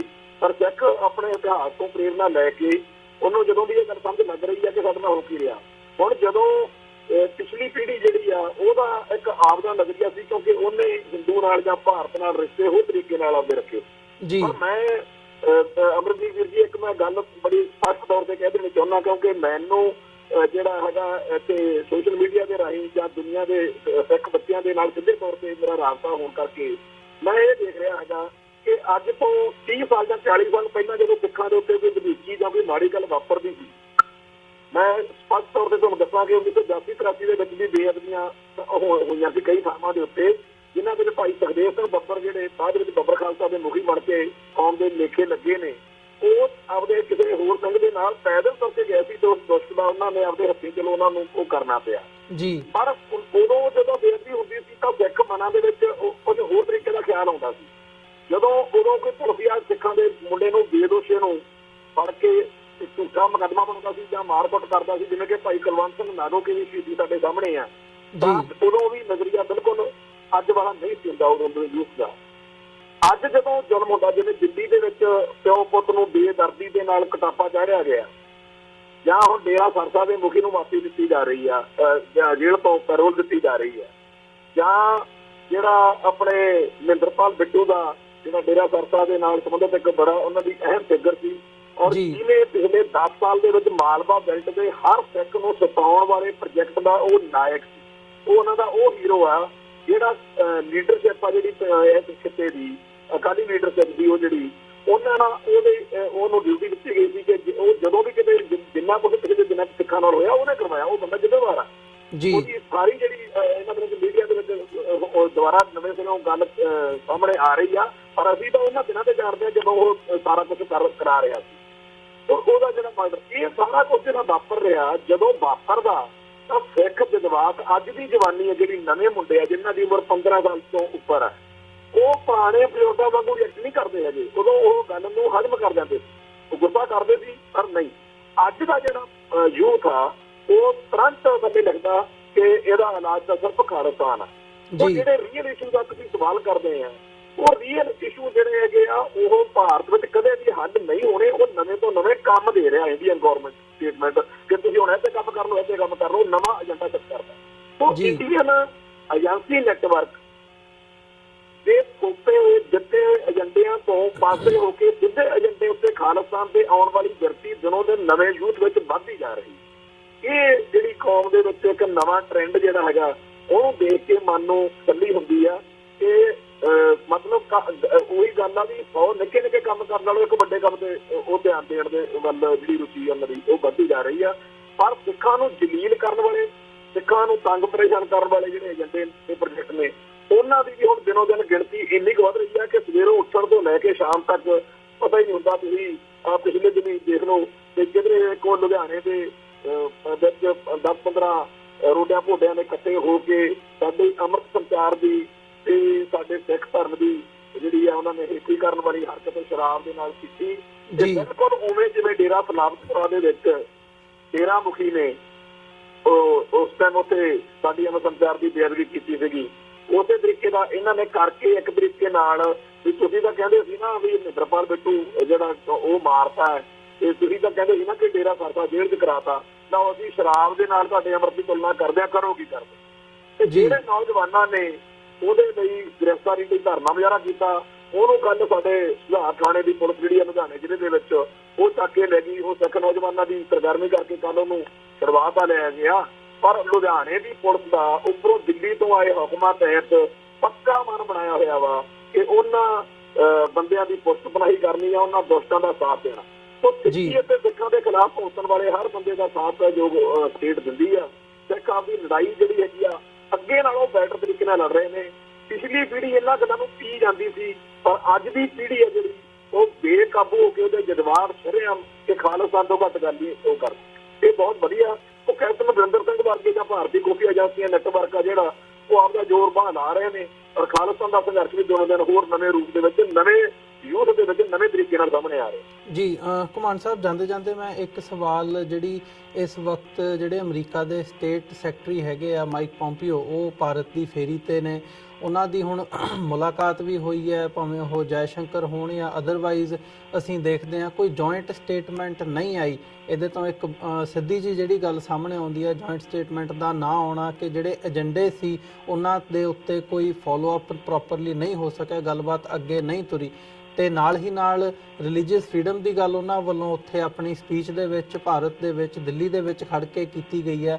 ਸੋ ਕੀ ਲੱਗਦਾ ਹੈ ਕਿ ਜਿਹੜੀ ਬਾਹਰਲੀ ਕਿਸੇ ਸਟੇਟ ਵੱਲੋਂ ਇੱਦਾਂ ਦੀਆਂ ਗੱਲਾਂ ਸਾਹਮਣੇ ਆਉਣੀਆਂ? ਪਿਛਲੇ ਦਿਨਾਂ ਦੇ ਵਿੱਚ ਅਮਰੀਕਾ ਦੇ ਦੌਰੇ 'ਤੇ ਜਾਣ ਤੋਂ ਪਹਿਲਾਂ ਉਹਨਾਂ ਵੱਲੋਂ ਰਿਪੋਰਟ ਇੰਡੀਆ ਦੇ ਮੁਤਲਕ ਰਿਲੀਜ਼ ਕੀਤੀ ਗਈ ਸੀ ਕਿ ਜਿਹੜਾ ਰਿਲੀਜੀਅਸ ਫਰੀडम ਹੈ ਇੰਡੀਆ ਦੇ ਵਿੱਚ, ਉਹ ਮਾਈਨੋਰਿਟੀਜ਼ ਦੇ ਜਿਹੜੇ ਹੱਕ ਹਕੂਕ ਹੈਗੇ ਆ ਉਹਨਾਂ ਨੂੰ ਨਹੀਂ ਮਿਲ ਰਹੇ, ਉਹਨਾਂ 'ਤੇ ਡਾਕਾ ਵੱਜ ਰਿਹਾ, ਉਹਨਾਂ ਦੇ ਨਾਲ ਧੱਕਾ ਹੋ ਰਿਹਾ। ਕੀ ਲੱਗਦਾ ਕਿ ਇਹਨਾਂ ਟੈਕਟਿਕਸ ਦਾ ਕੋਈ ਅਸਰ ਭਾਰਤ ਦੀ ਸਰਕਾਰ 'ਤੇ ਹੋਵੇਗਾ ਆਉਣ ਵਾਲੇ ਸਮੇਂ ਦੇ ਵਿੱਚ, ਜਾਂ ਜਿਵੇਂ ਉਹਨਾਂ ਨੇ ਰਿਸਪੌਂਡ ਕੀਤਾ ਕਿ ਜੀ ਅਸੀਂ ਤਾਂ ਆਪਣੇ ਹਿਸਾਬ ਨਾਲ ਡੀਲ ਕਰਾਂਗੇ ਤੇ ਉਸੇ ਹਿਸਾਬ ਨਾਲ ਉਹ ਆਉਣ ਵਾਲੇ ਸਮੇਂ ਦੇ ਵਿੱਚ ਵੀ ਚੱਲਣਗੇ? ਜਿਹੜਾ ਅੰਤਰਰਾਸ਼ਟਰੀ ਤੌਰ ਦੇ ਉੱਤੇ ਅੱਜ ਤੱਕ ਕੋਈ ਮੁਲਕ ਸ਼ਰੇਆਮ ਇੱਕ ਗੱਲ ਬੜੀ ਕਲੀਅਰ ਆ ਕਿ ਜਿਹੜਾ ਸਾਡਾ ਭਾਈਚਾਰਾ ਬਾਹਰ ਗਿਆ ਹੋਇਆ, ਉਹਨੇ ਆਪਦੇ ਵੱਲੋਂ ਬਹੁਤ ਵਧੀਆ ਕੀਤਾ ਕਿ ਸਾਰੇ ਦੁਨੀਆ ਵਿੱਚ ਜਿੱਥੇ ਕਿਤੇ ਉਹ ਗਏ ਨੇ, ਉੱਥੋਂ ਦੀਆਂ ਸਰਕਾਰਾਂ ਨੂੰ, ਉੱਥੋਂ ਦੇ ਲੋਕਾਂ ਨੂੰ, ਉੱਥੋਂ ਦੇ ਮੁਲਕਾਂ ਨੂੰ ਇਹ ਗੱਲ ਨੂੰ ਪੂਰੀ ਤਰ੍ਹਾਂ ਸਮਝਾਉਣ 'ਚ ਸਫਲ ਰਹੇ ਨੇ ਕਿ ਸਿੱਖ ਹਿੰਦੂ ਨਹੀਂ ਹੈਗੇ, ਤੇ ਸਿੱਖਾਂ ਦੀ ਤਾਂ ਹਿੰਦੂਆਂ ਦੇ ਹੱਥੋਂ ਪਾਕਿਸਤਾਨ ਹੋ ਰਹੀ ਆ, ਸਿੱਖਾਂ ਦੇ ਉੱਤੇ ਜ਼ੁਲਮ ਹੋ ਰਿਹਾ ਜੀ। ਤੇ ਆਲ ਓਵਰ ਜਿਹੜਾ ਹੈਗਾ ਉਹ ਇਹ ਹੈਗਾ ਕਿ ਇੰਡੀਅਨ ਐਸਟੈਬਲਿਸ਼ਮੈਂਟ ਜਿਹੜੀ ਹੈ ਉਹਨੇ ਇਕੱਲੇ ਸਿੱਖਾਂ ਦਾ ਨਹੀਂ, ਹਿੰਦੂ ਤੋਂ ਬਗੈਰ ਤੇ ਹਰੇਕ ਵੀ ਦੁਖੀ ਹੈ। ਹਿੰਦੂ ਤੋਂ ਬਗੈਰ ਗੈਰ ਹਿੰਦੂ ਜਿੰਨੇ ਭਾਈਚਾਰੇ, ਜਿੰਨੀਆਂ ਕੌਮਾਂ, ਜਿੰਨੀਆਂ ਮਾਈਨੋਰਿਟੀਜ਼ ਨਹੀਂ ਆ, ਉਹਨਾਂ ਸਾਰਿਆਂ ਦੇ ਜਿਉਣਾ ਇੱਥੇ ਦੁੱਬਰ ਕੀਤਾ ਹੋਇਆ। ਪਰ ਮੈਂ ਇਹ ਗੱਲ ਕਹਿਣਾ ਹੈਗਾ ਕਿ ਜਿਵੇਂ ਐਮਨੈਸਟੀ ਇੰਟਰਨੈਸ਼ਨਲ ਜਾਂ ਹੋਰ ਜਿਹੜੇ ਅੰਤਰਰਾਸ਼ਟਰੀ ਫੋਰਮ ਨੇ, ਚਾਹੇ UNO ਹੈ ਜਾਂ ਹੋਰ ਹੈ, ਉੱਥੇ ਜਿਵੇਂ ਕਸ਼ਮੀਰੀਆਂ ਦੀ ਜਾਂ ਭਾਰਤ ਵਿੱਚ ਵਸਦੇ ਮੁਸਲਮਾਨਾਂ ਦੀ ਹੁਣ ਗੱਲ ਬਾਈ ਨੇਮ ਹੋਣ ਲੱਗ ਪਈ ਆ ਕਿ ਉਹਨਾਂ ਤੇ ਜ਼ੁਲਮ ਹੋ ਰਹੇ ਆ ਜੀ। ਸਾਡੀ ਗੱਲ ਅਜੇ ਉਵੇਂ ਜਿਹੜੀ ਹੈਗੀ ਆ ਉਹ ਨਹੀਂ ਆ ਸਕੀ। ਸਾਨੂੰ ਇਸ ਗੱਲ ਦੇ ਲਈ ਸਾਡੀ ਚੱਲਦੀ ਗੱਲ ਦੇ ਵਿੱਚੋਂ ਮੈਂ ਇਹ ਗੱਲ ਕਹਿਣਾ ਕਿ ਦੁਨੀਆ ਭਰ ਦੇ ਵਿੱਚ ਵਸਦੇ ਜਿਹੜੇ ਸਾਡੇ ਭਾਈਚਾਰੇ ਦੇ ਲੋਕ ਨੇ ਜਿਹੜੇ ਇੱਥੇ ਸਰਗਰਮੀ ਕਰਦੇ ਆ, ਉਹ ਇਸ ਗੱਲ ਵੱਲ ਜ਼ਰੂਰ ਧਿਆਨ ਦੇਣ ਕਿ ਸਾਰੀਆਂ ਜਿਹੜੀਆਂ ਅੰਤਰਰਾਸ਼ਟਰੀ ਫੋਰਮ ਨੇ, ਮਨੁੱਖੀ ਅਧਿਕਾਰਾਂ ਦੀ ਗੱਲ ਕਰਨ ਵਾਲੀਆਂ ਧਿਰਾਂ ਨੇ, ਧੜੇ ਨੇ, ਉਹ ਸਾਰੇ ਇਸ ਗੱਲ ਵੱਲ ਧਿਆਨ ਦੇਣ ਕਿ ਸਿੱਖਾਂ ਦੇ ਉੱਤੇ ਭਾਰਤ ਵਿੱਚ ਜੋ ਹੋ ਰਿਹਾ, ਜਿਵੇਂ ਪਿਛਲੇ ਦਿਨਾਂ 'ਚ ਤਾਂ ਬਹੁਤ ਜ਼ਿਆਦਾ ਹੀ ਹੋਇਆ, ਇਹ ਸਾਰੀ ਗੱਲ ਉੱਤੇ ਉਹ ਨੋਟ ਕਰਵਾ ਸਕਣ। ਜਿਹੜਾ ਹੈਗਾ ਕਿ ਇੱਕ ਇੰਡੀਆ ਜਿਹੜਾ ਹੈ ਅੱਜ ਇਹਨਾਂ ਦੁਨੀਆ ਦੇ ਵਿੱਚ ਆਰਥਿਕ ਤੌਰ ਤੇ ਚੱਲਦਾ ਹੈਗਾ ਕਿ ਜਦੋਂ ਅਮਰੀਕਾ ਦੇ ਆਰਥਿਕ ਹਿੱਤ ਭਾਰਤ ਨਾਲ ਜੁੜੇ ਹੋਏ ਹੁੰਦੇ ਆ, ਉਦੋਂ ਉਹ ਹੋਰ ਤਰੀਕੇ ਨਾਲ ਰਿਐਕਟ ਕਰਦਾ ਹੈ। ਜਦੋਂ ਇਹ ਸਾਰੇ ਜਿਹੜੇ ਮੁਲਕ ਨੇ, ਕਿ ਇੰਡੀਆ ਇੰਨੀ ਵੱਡੀ ਮੰਡੀ ਆ ਉਹਨਾਂ ਮੁਲਕਾਂ ਲਈ, ਉਹ ਮੰਡੀ ਦੇ ਹਿਸਾਬ ਦੇ ਨਾਲ ਉਨੀ ਕੁ ਗੱਲ ਕਰਦੇ ਨੇ। ਪਰ ਦਿਨੋਂ ਦਿਨ ਜਿਹੜੀ ਸਿਚੁਏਸ਼ਨ ਆ ਉਹ ਆਪਾਂ ਦੇਖ ਰਹੇ ਹਾਂ ਹੱਥੋਂ ਨਿਕਲਦੀ ਜਾ ਰਹੀ ਆ। ਜਿਸ ਤਰੀਕੇ ਨਾਲ ਕਸ਼ਮੀਰ ਦੇ ਵਿੱਚ ਜਾਂ ਮਾਓਵਾਦੀਆਂ ਨੂੰ ਕਹਿ ਕੇ ਝਾਰਖੰਡ ਵਗੈਰਾ ਤੇ ਭਾਰਤ ਦੇ ਜਿਹੜਾ ਮਿਡਲ ਵਾਲਾ ਇਲਾਕਾ, ਪੂਰਬੀ ਭਾਰਤ ਆ, ਉੱਥੇ ਗੜਬੜਾਂ ਹੋ ਰਹੀਆਂ ਨੇ। ਉਹ ਜਿਹੜਾ ਭਾਰਤ ਦੇ ਵਿੱਚ ਆਪਣੇ ਤੌਰ ਤੇ ਇੰਟਰਨਲ ਤੌਰ ਤੇ ਬੜੇ ਵੱਡੇ ਵਿਸਫੋਟਕ ਜਿਹੜੇ ਹਾਲਾਤ ਨੇ ਨਾ, ਉਹ ਬਣੇ ਹੋਏ ਨੇ। ਸੋ ਜੇਕਰ ਅੰਦਰ ਇੱਥੇ ਜ਼ਿਆਦਾ ਜ਼ੁਲਮ ਹੋਏਗਾ, ਜ਼ਿਆਦਾ ਗੜਬੜ ਹੋਏਗੀ, ਤਾਂ ਹੋਰ ਮੁਲਕ ਜਿਹੜੇ ਨੇ ਉਹ ਕਿੰਨਾ ਕੁ ਟਾਈਮ ਇਹ ਚੁੱਪ ਜਿਹੜੀ ਹੈਗੀ ਆ ਬੱਤੀ ਰੱਖਣਗੇ। ਉਹ ਚੁੱਪ ਤੜਵਾਉਣੀ ਜਿਹੜੀ ਆ ਉਹ ਇਹਨਾਂ ਕੌਮਾਂ ਦੇ ਜਿਹੜੇ ਸ਼ਿਕਾਰ ਹੋਏ ਨੇ, ਇਹਨਾਂ ਦੇ ਬਾਹਰ ਬੈਠੇ ਹਿੱਸਿਆਂ ਦੀ ਜ਼ਿੰਮੇਵਾਰੀ ਆ। ਤੇ ਮੈਂ ਇਹ ਸਮਝਦਾ ਹੈਗਾ ਕਿ ਜਿਹੜਾ ਅਮਰੀਕਨ ਇੱਥੇ ਆਏ ਨੇ ਲੋਕ ਜਿਹੜੇ ਆ ਪਰਸਨੈਲਿਟੀ, ਉਹਨਾਂ ਦਾ ਬਹੁਤ ਵੱਡਾ ਇੱਕ ਰੋਲ ਬਣਦਾ ਜਿਹੜੇ ਸਾਡੀ ਹਿਊਮਨ ਵਾਇਲੇਸ਼ਨ ਹੋ ਰਹੀ ਹੈ ਸਾਰਿਆਂ ਦੀ, ਤੇ ਖਾਸ ਤੌਰ ਤੇ ਸਾਡੇ ਸਿੱਖਾਂ ਦੀ, ਉਹਦੇ ਬਾਰੇ। ਪਰ ਜੇਕਰ ਕੋਈ ਚੱਜ ਹਾਲ ਦੀ ਗੱਲ ਹੈ, ਜੇ ਕਿਤੇ ਉੱਧਰੋਂ ਨਹੀਂ ਆਈ ਸਾਡੇ ਵੱਲ, ਤੇ ਉਹਦੇ ਵਾਸਤੇ ਸਾਡੀ ਕਮੀ ਆ ਸਿੱਖਾਂ ਦੀ। ਤੇ ਜਿਹੜਾ ਹੈਗਾ ਵੀ ਤੁਸੀਂ ਜਿਹੜੀ ਗੱਲ ਕਰ ਰਹੇ ਹੈਗੇ ਹੋ ਕਿ ਇਹਨਾਂ ਦੇਖੋ ਇੰਡੀਆ ਨੇ ਪਿੱਛੇ ਨਹੀਂ ਮੁੜਨਾ। ਜਿਹੜੀ ਸੈਕੂਲਰ ਤੌਰ ਤੇ ਕਹਿ ਕੇ ਗੱਲ ਅੱਗੇ ਵਧਾ ਰਿਹਾ ਸੀ ਏਜੰਡੇ ਨੂੰ, ਉਸੇ ਨੂੰ ਕਾਂਗਰਸ ਵਾਲਾ ਲੌਂਗ ਲਾਣਾ, ਉਹ ਥੋੜਾ ਜਿਹਾ ਸੋਨੇ ਨਾਲ ਗੱਲ ਕਰਦਾ ਸੀਗਾ ਸਾਰੀਆਂ ਕੌਮਾਂ ਦੇ ਖਿਲਾਫ। ਪਰ ਜਿਹੜਾ ਹੁਣ ਉਹ ਨਰਮ ਹਿੰਦੂਤਵਾ ਸੀ, ਇਹ ਜਿਹੜਾ ਗਰਮ ਹਿੰਦੂਤਵਾ ਏਜੰਡਾ ਵਾਲੀ ਮੋਦੀ ਗੌਰਮੈਂਟ ਆ ਜਾਂ RSS ਨਾਲ ਜੁੜੇ ਲੋਕ ਨੇ, ਇਹ ਹੋਰ ਮਾਹੌਲ ਖਰਾਬ ਕਰਨਗੇ, ਹੋਰ ਜ਼ੁਲਮ ਹੋਏਗਾ। ਤੇ ਜਿੰਨਾ ਇਹ ਜ਼ੁਲਮ ਹੋਵੇਗਾ ਓਨਾ ਹੀ ਵੱਧ ਦੁਨੀਆ ਭਰ ਦੇ ਲੋਕਾਂ ਦਾ ਧਿਆਨ ਖਿੱਚਣ ਦੇ ਲਈ ਸਾਨੂੰ ਅੱਗੇ ਜ਼ਿੰਮੇਵਾਰੀਆਂ ਨਿਭਾਉਣ ਲਈ ਤਤਪਰ ਹੋਣਾ ਪਵੇਗਾ। ਜੀ ਬਿਲਕੁਲ ਘੁਮਾਣ ਸਾਹਿਬ, ਤੁਹਾਡਾ ਬਹੁਤ ਬਹੁਤ ਧੰਨਵਾਦ। ਤੁਸੀਂ ਆਪਣਾ ਸਮਾਂ ਕੱਢਿਆ ਤੇ ਸਾਡੇ ਨਾਲ ਇਹ ਸਾਰੇ ਇਸ਼ੂ ਦੇ ਉੱਤੇ ਵਿਚਾਰਾਂ ਦੀ ਸਾਂਝ ਪਾਈ ਹੈ। ਅੱਜ ਦੇ ਸ਼ੋਅ ਦੇ ਵਿੱਚ ਇੱਥੇ ਹੀ ਇਜਾਜ਼ਤ ਚਾਹਾਂਗੇ ਜੀ। ਬਹੁਤ ਬਹੁਤ ਧੰਨਵਾਦ। ਫਤਿਹ ਦੀ ਸਾਂਝ ਪਾਈਏ। ਵਾਹਿਗੁਰੂ ਜੀ ਕਾ ਖਾਲਸਾ, ਵਾਹਿਗੁਰੂ ਜੀ ਕੀ ਫਤਿਹ। ਵਿਊਅਰਸ, ਉਮੀਦ ਕਰਦੇ ਹਾਂ ਅੱਜ ਦੀ ਸਾਡੀ ਜਿਹੜੀ ਇਹ ਗੱਲਬਾਤ ਸੀ ਦਲ ਖਾਲਸਾ ਦੇ ਸੀਨੀਅਰ ਆਗੂ ਸਰਦਾਰ ਸਰਬਜੀਤ ਸਿੰਘ ਘੁਮਾਣ ਦੇ ਨਾਲ, ਇਹ ਤੁਹਾਨੂੰ ਜ਼ਰੂਰ ਪਸੰਦ ਆਈ ਹੋਵੇਗੀ। ਸੋ ਜਾਂਦੇ ਜਾਂਦੇ ਤੁਹਾਡੇ ਚਰਨਾਂ ਦੇ ਵਿੱਚ ਬੇਨਤੀ ਵੀ ਕਰਦੇ ਹਾਂ, ਇਸ ਪਲੇਟਫਾਰਮ ਨੂੰ TV84 ਨੂੰ ਅੱਗੇ ਵਧਾਉਣ ਦੇ ਲਈ ਸਾਨੂੰ ਤੁਹਾਡੀ ਸਹਾਇਤਾ ਦੀ ਲੋੜ ਹੈ। TV84 ਨੂੰ ਡੋਨੇਟ ਕਰਨ ਦੇ ਲਈ ਤੁਸੀਂ ਸਾਡੀ ਵੈਬਸਾਈਟ www.tv84.tv ਤੇ ਜਾ ਕੇ ਸਾਨੂੰ ਡੋਨੇਟ ਕਰ ਸਕਦੇ ਹੋ ਤੇ ਮੰਥਲੀ ਡੋਨੇਸ਼ਨਸ ਦੇ ਲਈ ਪਲੇਜ ਕਰ ਸਕਦੇ ਹੋ। ਜੇ ਚੈੱਕ ਰਾਹੀਂ ਡੋਨੇਸ਼ਨਸ ਭੇਜਣੀਆਂ ਚਾਹੁੰਦੇ ਹੋ ਤਾਂ TV84 ਦੇ ਨਾਂ ਦਾ ਚੈੱਕ ਬਣਾ ਕੇ ਤੁਸੀਂ ਸਾਨੂੰ ਸਾਡੇ ਐਡਰੈਸ ਤੇ ਮੇਲ ਕਰ ਸਕਦੇ ਹੋ। 3601 37th ਐਵਨਿਊ, ਲੌਂਗ ਆਈਲੈਂਡ ਸਿਟੀ, ਨਿਊਯਾਰਕ 11101। ਵੈਬਸਾਈਟ ਇੱਕ ਵਾਰ ਫਿਰ ਦੱਸ ਦਿਆਂ www.tv84.tv।